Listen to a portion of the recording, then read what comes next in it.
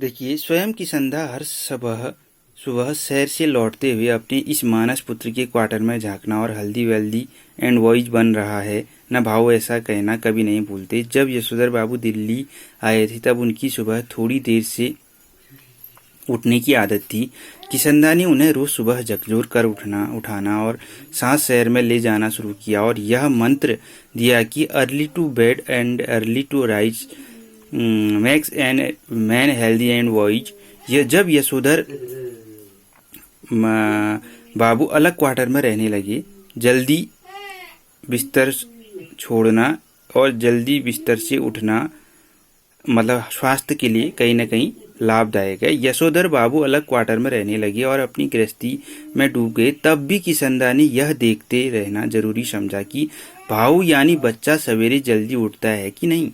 यशोधर बाबू को यह अच्छा लगता था कि कोई उन्हें भाऊ कहता है। हर सवेरे वह किशंदा से अनुरोध करते हैं कि चाय पीकर जाए। किशंदा कभी कभी इस अनुरोध की रक्षा कर देते। यशोधर बाबू ने किशंदा को घर और दफ्तर में विभिन्न रूपों में देखा है, लेकिन किशंदा की जो छवि उनके मन में बसी हुई है वह सुबह की सैर को निकले किशंदा की ही है। कुर्ते पैजामा के ऊपर ऊनी गाउन पहने, सिर पर गोल विलायती टोपी और पांव में देसी खड़ाऊ धारण किए हुए और हाथ में कुत्तों को भगाने के लिए एक छड़ी लिए हुए जब तक किशंदा दिल्ली में रहे तब तक यशोधर बाबू ने उनके पट शिष्य और उत्साही कार्यकर्ता की भूमिका पूरी निष्ठा से निभाई। किशंदा के चले जाने के बाद उन्होंने ही उनकी कई परंपराओं को जीवित रखने की कोशिश की और इस कोशिश में पत्नी और बच्चों को नाराज किया। घर में होली गंवाना, जनेऊ पुनेऊ के दिन सब कुमाऊनी को जनेऊ बदलने के लिए अपने घर पर आमंत्रित करना, रामलीला की तालीम के लिए क्वार्टर का एक कमरा दे देना, ये और ऐसे ही कई और काम यशोधर बाबू ने किशंदा से विरासत में लिए थे। पत्नी और बच्चों को इन आयोजनों पर होने वाला खर्च और इन आयोजनों में होने वाला शोर दोनों ही सख्त नापसंद थे। बदतर यही कि इन आयोजनों के लिए समाज में भी कोई खास उत्साह रह नहीं गया है।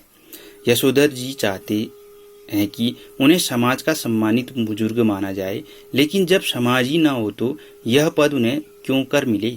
यशोधर जी कहते हैं कि बच्चे मेरा आदर करें और उसी तरह हर बात में मुझसे सलाह लें जिस तरह मैं किशंदा से लिया करता था।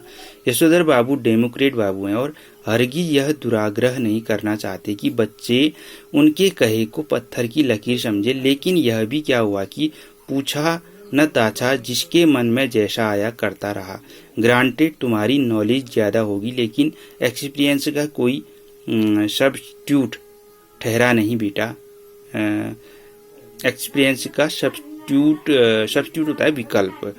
मानो न मानो झूठे मुंह से सही एक बार पूछ तो लिया करो, ऐसा कहते हैं यशोधर बाबू और बच्चे यही उत्तर देते हैं, बब्बा आप तो हद करते हैं, जो बात आप जानते ही नहीं आपसे क्यों पूछें।